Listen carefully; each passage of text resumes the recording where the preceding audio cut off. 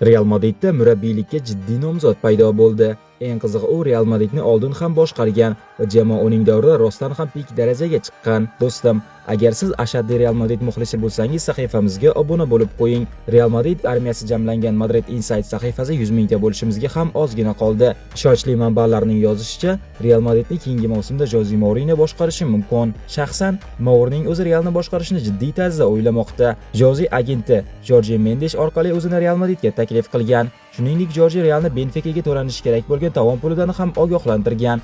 Hozircha Florentino Perez aniq bir qarorga kelmayapti, ammo oldinroq Perez futbolchilarni jilovlay oladigan va qattiq qo'l murabbiy izlayotgani haqida xabarlar chiqqan edi. Mour aynan shunday murabbiy bo'lishi mumkin.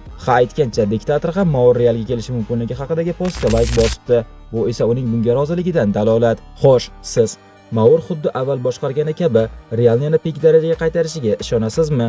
Agar ishonsangiz like bosib qo'ying.